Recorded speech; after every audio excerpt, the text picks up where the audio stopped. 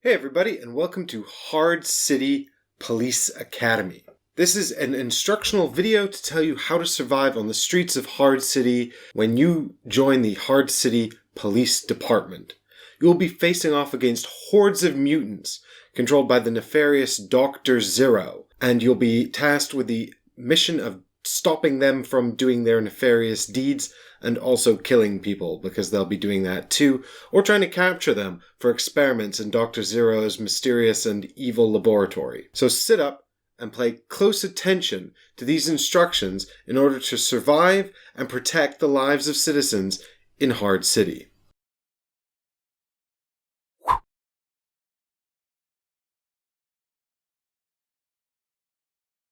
Hard City is a new skirmish game that's just come to Kickstarter from HCPD Studios. Hard City is a miniature skirmish game from debuting designer Marek Radzinski. Sorry if I've murdered your name, Marek. And also Adam Kwapinski, who co-designed it, who you'll know as the designer on Nemesis. Hard City takes roughly 60 minutes to play and is for 2 to 4 players, but may incorporate more, so keep your eyes on the Kickstarter campaign. It's for ages 12 and up, and in the game, it's a one versus many skirmish game. You will pick an exciting cinematic episode to play, which will bring unique special rules to the game, and then one player will take on the role of the evil Dr. Zero, who is sending out his mutant hordes to wreak havoc in the city. The rest of the players will take on the noble and fearless Hard City Police Department, and they'll be trying to put a stop to the mutants, either by thwarting their nefarious plans or by saving the citizens from horrifying genetic experimentation. So you've probably found your way here from the Kickstarter campaign, which is now live on Kickstarter, unless you're watching this in arrears.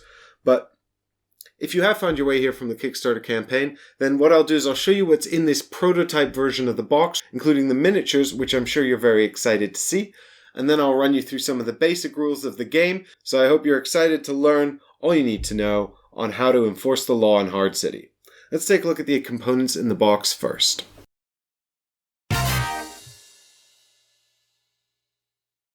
So in the box, we've got a whole bunch of double-sided scenario tiles. Now these may vary in the final product of the game, but these are double-sided, and you can fit these together to make different boards. So what's cool about these modular game boards is they can be put together to create all these different dioramas. So here you can see we've got this scenario going on with some kind of gas station, and it's sort of the streets of the city.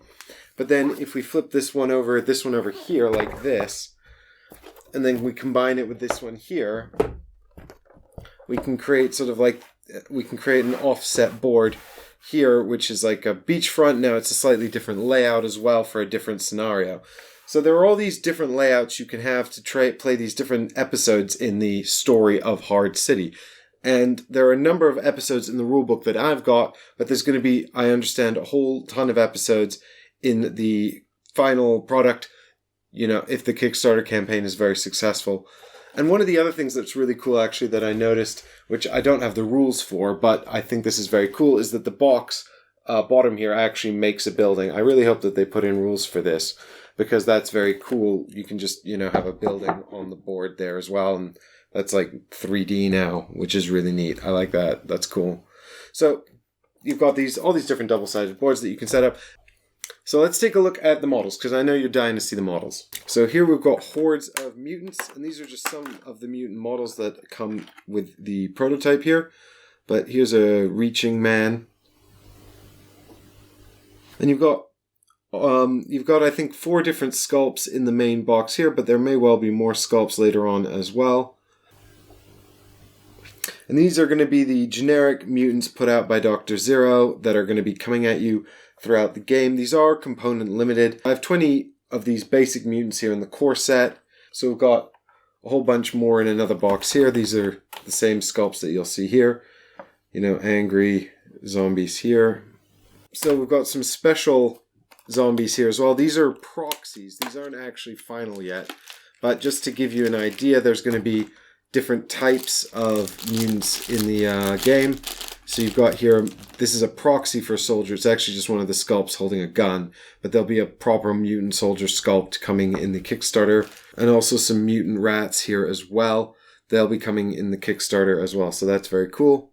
But these are just sort of proxies of the mutant rats, so hopefully we'll see some final stuff revealed as the campaign goes on. There's also this badass here. This guy's very cool. His name is Fubar, and he's a special mutant that Dr. Zero can summon during the course of the game to wreak havoc and cause chaos. So that's pretty crazy. Look at him. He's so gross. I'm sure you're dying to see our eponymous heroes. So we've got here the Hard City Police Force. We've got 4 officers here. We've got here Miranda Casey, aka Captain Nails. Don't know if that's a real rank or that's just a nickname she's got, but she's a sharpshooter and she is a badass. Then we've got here Donathan Johnson, the Sergeant. He's eating a donut, but that doesn't make him useless, far from it. He's a veteran of the force, and he comes with many useful skills of his own. We've got Jenny Takabura here. She's known as the Furious Nurse because she has the ability to become a ninja or a healer. And finally here we've got Marcellus Hammer, who's just Marcellus Hammer. He's a badass with 2 batons. So here we've got some character sheets, and I'll be running you through how these work later. So you can see some artwork of the different characters appearing in this game, as well as a character sheet for Fubar. He acts a bit differently to the other mutants in that he can be played sort of like a player character, but he's controlled by Dr. Zero. We also have here Blast the Dog. We love Blast the Dog. He counts as an officer, and he can be controlled by the cops as they move around the board, and has a special action to take down mutants, stunning them so that they can't hurt anybody. Blast is the goodest boy. Every police officer has their own deck of cards, and these cards represent special and unique abilities that they can unlock during the game by taking out zombies. So the police will level up and get stronger as the game goes on. That's very cool. We got some custom dice here as well, which have some blanks if you miss, some hits for when you hit, and also this exclamation mark which can trigger off evil abilities of Dr. Zero, so be careful. We've got some cutscene cards. These are very cool. What these are special abilities that come out over the course of the game. All episodes will open with an opening scene, and then more abilities will come out. We've got some loot cards as well. These are pieces of equipment the police can pick up. We have a deck of chaos cards. These are the cards that give Dr. Zero abilities and allow him to control the mutants. We have here some unique mutant cards. These are for the unique mutants other than Fubar. We have here some event cards. These will be used in different ways by the different episodes depending on which episode you're playing. We have here some action point tokens, and these are obviously donuts. Here we've got a victory point tracker. First to 7 wins. Cops are on the bottom, Dr. Zero's on the bottom, and in the middle you've got a kill tracker for mutants. Then we have here a bunch of tokens used for the different episodes. Obstacles to be placed around the map to create terrain and other things that are going to get in the way. Last but not least, assorted tokens, such as these civilian tokens which will be used for tracking innocents around the board. Loot crates where the police will find loots. Hit point markers to track our hit points. Out of ammo tokens in case we run out of ammo. Toxic waste barrels that can be blown up in some scenarios. And this clapperboard that's used for the cutscenes. More on that later. Now that we've got all these cool components out of the box, we'll have to set up the game. Most of the setup is universal and just involves shuffling these decks and laying them out, but every episode has some unique setup steps. Now, I won't go through the unique setup steps for the episodes because I'll let you pick an episode and discover that on your own.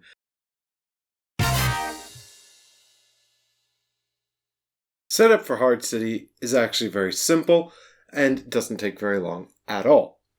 First off, you'll pick your episode from the game. Now, here in this prototype, the episodes are in the rulebook, but there will be episode cards in the final boxed version of the game, so you can go through those episode cards, find one you want, and leave it face on the table for easy reference. It will tell you how to lay out the board and which images you should have. Like I showed you during the component section, the boards may be offset. You may have more than 2 boards like this. There are a number of different and exciting setups to use. Once you've chosen your episode and got the board set up, maybe you should decide who's going to be the villain and who's going to be the good guys. If there are just 2 of you, one player will control 4 cops and the other player will control Dr. Zero and the mutants. In a 3-player game, there'll be Dr. Zero, and then the other 2 players will split the cops and have 2 each. In a 4-player game, one player will be Dr. Zero. The other 3 players will each have a cop, and there won't be a 4th cop. Once you've decided who's going to be who, make sure you set up Dr. Zero's play area. In Dr. Zero's play area, make sure they have access to all of their mutants. They've got access to any special mutants that are available in this particular game. They should have access to any tokens that are relevant to the scenario, such as these civilians, the helicopter token here, these poisonous barrels. They may also need any tokens used for their abilities, such as this out of ammo ability. They should also have foobar somewhere close by as well. Now make sure you shuffle the chaos cards and leave them nearby, as well as the event deck and leave that nearby as well. When you've determined who's going to be playing each police officer, you can put out the appropriate officers. It'll probably be all 4. Then you can put out the miniature, their sheet here, make sure they have 5 action tokens to begin the game with, a hit point marker here on the hit point spot, as well as their deck of ability cards. You can also put Blast somewhere nearby. He gets a little hit point token there, and Blast's token goes with him as well.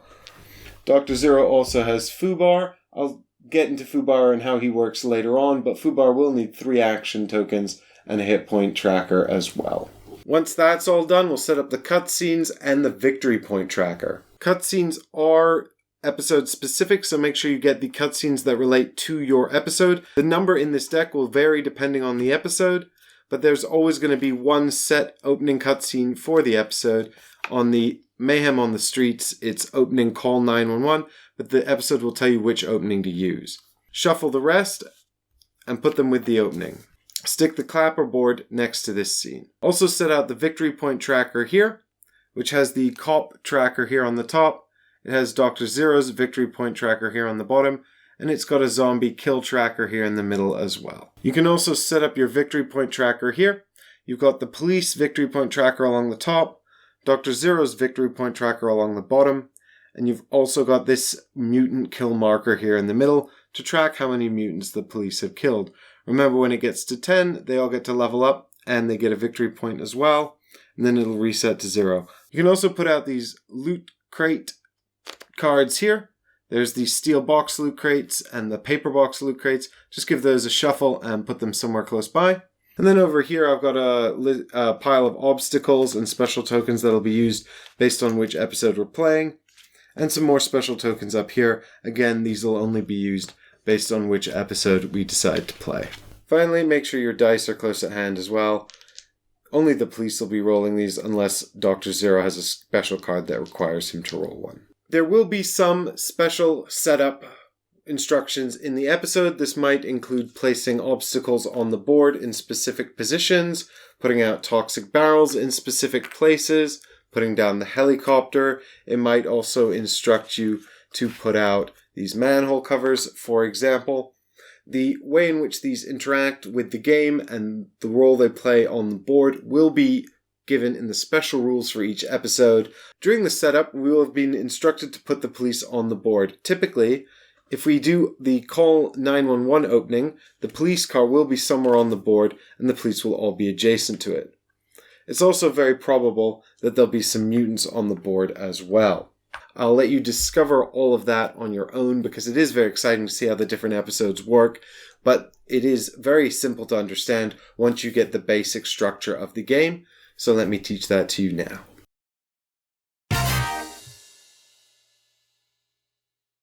Hard City is played over a series of rounds. Each round begins with an event phase in which a certain number of actions take place that set up the rest of the round. After the event phase, players will take alternating turns, with a cop turn and then Dr. Zero's turn. The way this works is that the players playing as the Hard City PD can move and take actions with one cop. Then Dr. Zero will have a turn. They can activate another cop. Dr. Zero will have a turn. They activate another cop. And so on and so forth, until all cops have activated, with Dr. Zero taking the last turn of the round. After that, the round ends, and a new round begins with an event phase. The event phases always begin with the officers gaining 5 action points. Now, we put these out during setup, but the action point markers are these little donuts here, and they're used to track when an officer has taken an action. So we will spend these on the officer's turn in order to do different things, and I'll explain that in just a minute. But the event phase always begins with the replenishing of the action point tokens. The second step of the event phase is any episode special rules. So the episode might have special rules like move the helicopter or flip a token, draw an event card and put out more civilians.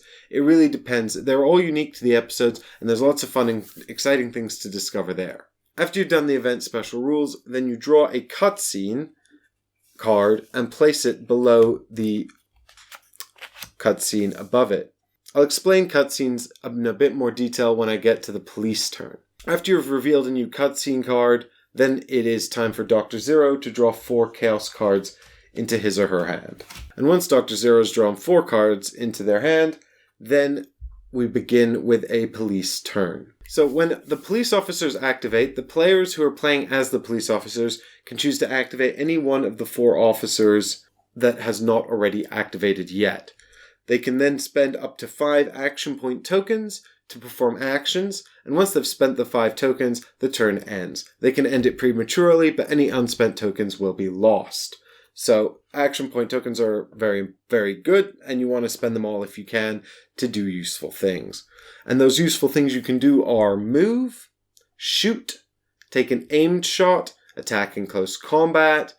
You can pick up a loot crate, but that's a free action that doesn't cost action points. You can use a piece of equipment. You can pass equipment to another cop. You can activate blast. And you can perform any special actions listed on the episode card. A movement action costs just 1 action point. When an officer moves, they can move to any adjacent space. An adjacent space in this is any of the 8 squares next to the space they're in. It's orthogonal or diagonal. A police officer can move up to 2 spaces, but if they move out of a space containing a mutant, then they take 1 hit point of damage.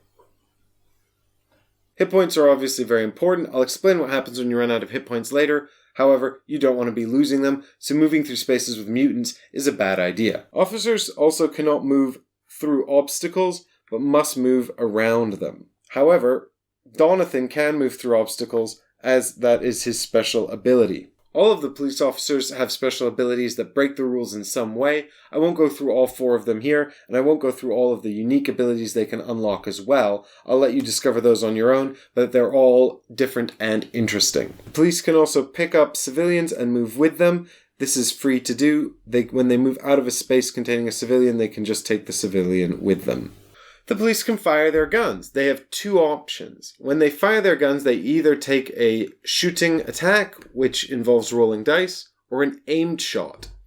An aimed shot costs 2 action points, but a regular shooting action only costs 1. When they shoot, they can shoot anywhere on the board, so range is unlimited. It's also not blocked by obstacles, so there's no blocking line of sight unless there's a special rule for it in the episode guide. So any officer can shoot any mutant on the board, with the exception that officers cannot shoot into spaces containing civilians or spaces containing other officers. Officers also cannot shoot out of spaces containing any mutants who are stood up. Mutants have 2 hit points, which means that they can take up to 2 damage before they're removed from the board. When an officer takes an aimed shot, they deal 2 damage to any mutant in the space, essentially killing it. So for example, if Miranda takes an aimed shot at this mutant, she'll spend 2 action points and then do 2 damage to it, removing it from the board. This puts the mutant kill track up by 1. Miranda can also take a shooting action, which costs just 1 action point. However, instead of doing 2 damage to any 1 mutant in a space, she can roll the dice and apply whatever damage she gets to that space. For example, if there were 2 mutants in this space and she shoots into this space, she'll roll the dice and she's rolled 1 damage and this symbol here. This symbol allows Dr. Zero to trigger reaction cards from their hand, which is particularly dangerous because one of those cards is out of ammo, preventing Miranda from shooting again this turn. So this symbol is generally bad and you don't want to roll it, so it is risky. However, this hit symbol is good. That means she's done 1 damage. It's not enough to kill a mutant, but it will stun the mutant, which means that they lie down. This mutant can no longer do anything and can be ignored by officers and civilians until Dr. Zero stands them back up, which they can do on their turn if they take the action to do so. If Miranda takes another shooting action and rolls 3 damage, she can then deal 2 damage to this mutant to remove them from the board, and a further damage to this mutant to also remove them from the board. So there is potential to do more damage than you would with an aimed shot for only half the action points. However, because there are blanks on this die and also this dangerous symbol here, it is a risky action to take. For 1 action point, officers can also take a close combat attack. When they attack in close combat, they roll a single die and deal damage equal to what they roll. Let's say that Jenny rolls 2 damage. If there were 2 mutants in this space, she could stun them both, but there are not. There's only 1. She can stun this mutant. She could kill it with 2 damage if she was shooting, but in hand-to-hand you can never kill any mutants. You can only stun them. This is because it's really hard to beat things to death with your fists or with police batons. During the episode, you might have loot crates appearing on the board. Officers can move into a space with a loot crate and pick it up for free. When they acquire a loot crate, they return it to the stock on the edge of the board and draw a card from the appropriate pile. Because loot crates are free to pick up, you can pick them up just by being in the same space as them, and if you are moving, you can finish your movement. Loot crate cards allow you to do different things. This one's a taser that allows you to stun a chosen mutant on your space, which counts as a close combat. When you want to use a loot card, it costs 1 action point to do so. Well, after it's used, it is discarded. If Marcellus has picked up the taser, he can spend 1 action point to pass it off to a cop in the same space as him. When you spend an action point, you just remove it from your sheet to show that you've done that. The police can also spend an action point to activate Blast. You can spend 1 action point to move Blast up to 2 spaces, then stun a mutant in the same space. Blast is optional, but if you want to play with Blast, make sure you deploy her on the board at the beginning of the game with the other police officers. All of the police officers have 5 action points. Once those 5 action points are expended, then their turn ends, and it's on to Dr. Zero's turn. In addition to these actions I've outlined, there are also the unique actions that each police officer has that is unique to their character. There are the ones that they can gain from killing zombies, and there are these cutscene actions as well. These typically do not cost action points, but rely on specific situations. Let's take a look at a cutscene. This cutscene is called Interference, and it says that you can start this scene on Dr. Zero's turn if an officer is on a space adjacent to the police car front door and Dr. Zero uses his special card. Ignore the effect of this card. The special card is a chaos card that looks like this, and I'll explain it on Dr. Zero's turn. But if Dr. Zero plays this card on his turn, and you have an officer next to the front door of the police car, then you can activate this cutscene. Each cutscene has its own unique conditions and can only be activated when those conditions are met, either on Dr. Zero's turn or on the police officer's turn. Because cutscenes are like a movie, representing cool scenes that take place in the movie, once a cutscene's special action has been taken, you move the clapperboard down to that action. You cannot use actions above the clipperboard, which means if you take interference without having used Death from Above, you've missed your opportunity to do so. The cutscene mechanic is a really cool way of getting special and really neat abilities for the police officers to use. Typically, you'll have to do some manipulation to move the officers around and achieve the conditions in order to activate the special ability, but they're all very cool and cinematic and create this really exciting and create these really exciting and interesting moments in the game. They're also very powerful, so if you are the police, it's a good idea to keep your eye on these and make sure you use them for their full effect. One of the last things to remember as a cop is that every time you kill a mutant, this little tracker will tick up 1. If it gets to 10, you get to have a victory point, which is always very good, but more importantly, you get special cop abilities. Each cop has their own deck of special ability cards, and when the mutant kill track hits 10, every cop will gain a new ability. You'll draw the top 2 cards from that deck. You'll choose 1 to keep and 1 to discard. So once you've decided which one you want to keep, you'll put that down next to the cop sheet, and the other one goes on the bottom of the deck. You'll do this for every cop, not just the one that got the kill shot. So every cop will gain a new ability, and then the tracker will reset to 0. Once an officer is done with their turn, if they have any actions points left, make sure you remove them all from their sheet to show that that officer has finished activating this round, then the play passes to Dr. Zero, he'll take a full turn, and then it's back to the police to activate another officer. If they've activated all of their officers, Dr. Zero has the final turn and the round ends. Let's have a look at what happens on Dr. Zero's turn. At the beginning of every round during the event phase, Dr. Zero draws 4 Chaos cards. These are the primary mechanic by which Dr. Zero plays the game. What's worth noting is that he has no hand limit. So if she draws 4 cards at the beginning of the event phase and has 4 cards in hand, she'll now just have 8 cards, which is great and gives the player lots of options. On Dr. Zero's turn, they have a very limited range of things they can do. However, these can be very potent and very powerful and really upset the police department's actions.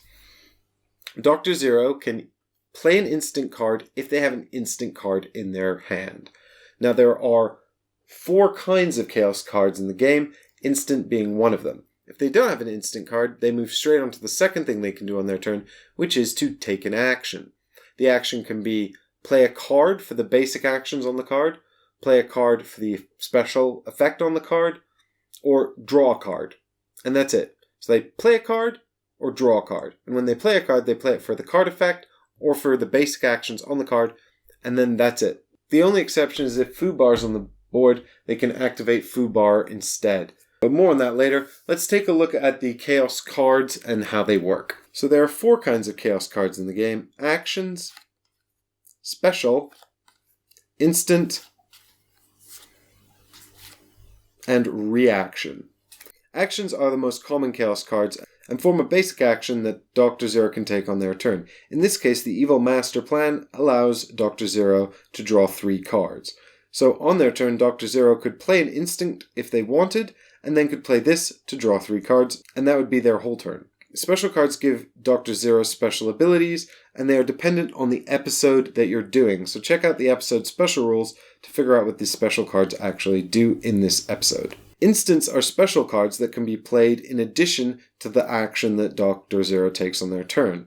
So these are specials that sort of upset the police officer's plans and allow them to do an extra thing. In this case, Undefeated Minions stands up all stunned minions on the board. This is very powerful and gives Dr. Zero chances to subvert what the police officers thought might happen on his turn. Here's another example of an instant card. Each officer loses 1 AP.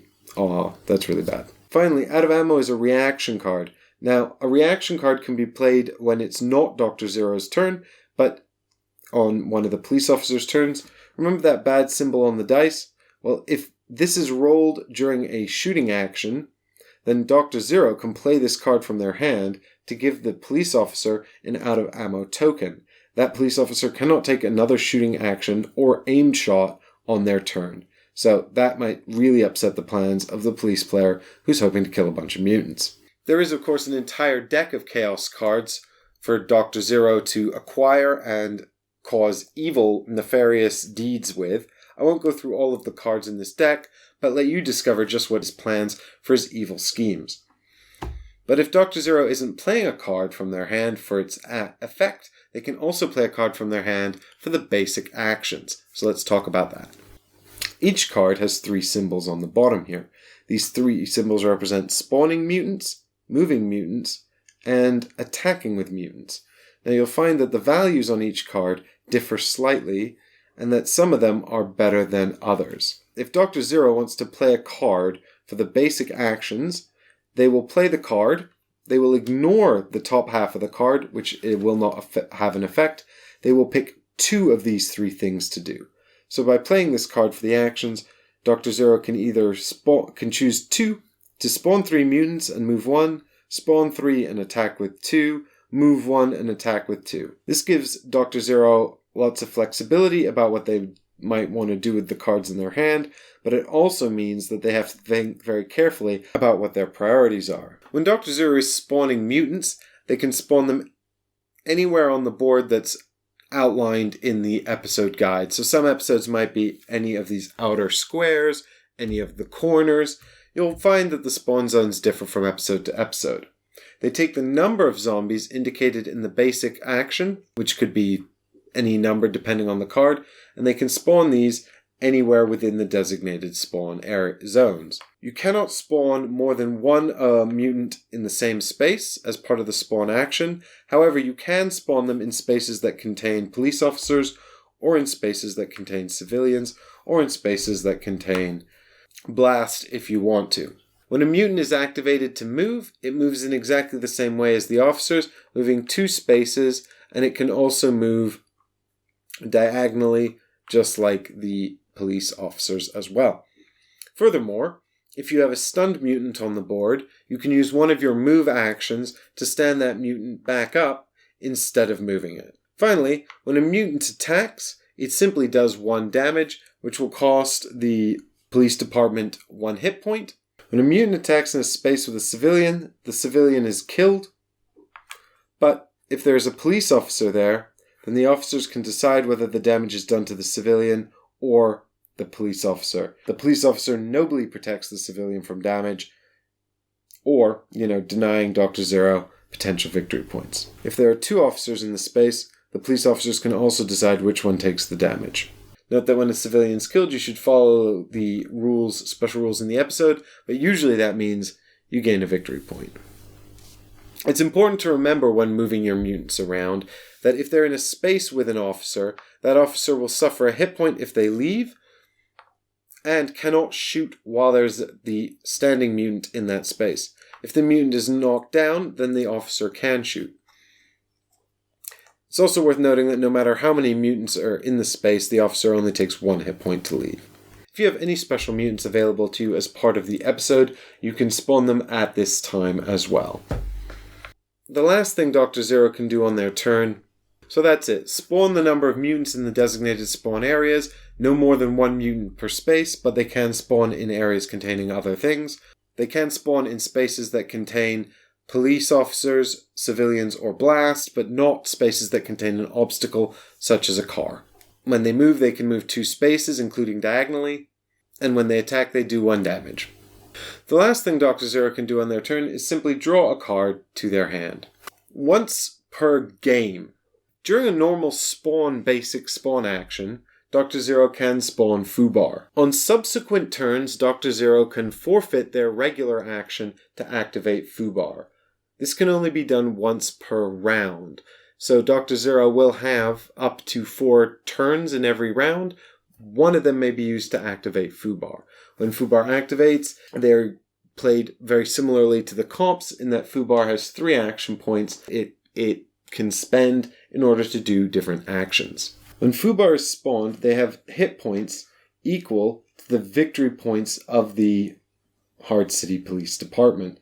So you have to decide whether you want to spawn early game in order to get the most actions and available activations out of Fubar, or wait till later in the game when the police are doing better in order to get more hit points. When Fubar spawns, they have 3 action points, and they can spend 1 action point to move 1 space. So they are slower than the mutants and also slower than the police officers.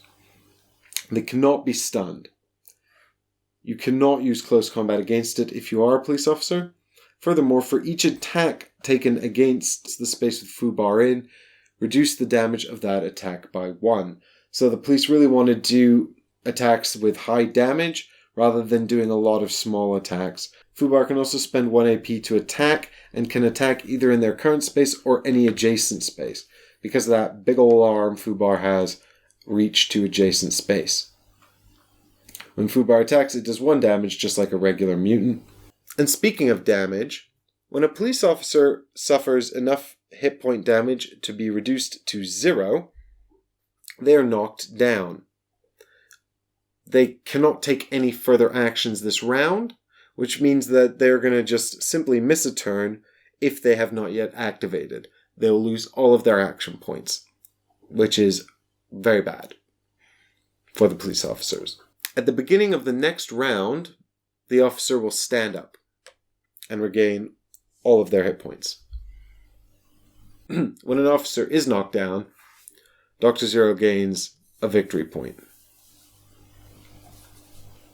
So you don't want to let your officers go down. Remember, Dr. Zero only needs 7 points to win. And that's pretty much it for Hard City. That's all the rules that you'll need to know to get started with your mutant killing endeavors. But if you'd like to see the game in action, I'll be back tomorrow to play with my friends Michael and Ollie. Michael and I will be the Hard City police officers, and Ollie will be taking on the role of Dr. Zero the villain. Now, remember, this is a prototype copy, so in the final production there will probably be a lot more stuff, and you'll get to see all those cool episode cards, and there'll be other exciting things to discover. So make sure you keep your eyes on the Kickstarter campaign, which has offered up lots of neat and interesting stretch goals. But for me here, that's the basics of the Police Academy, and I hope you feel ready to take on the mutants in Hard City. Thanks for watching, everyone.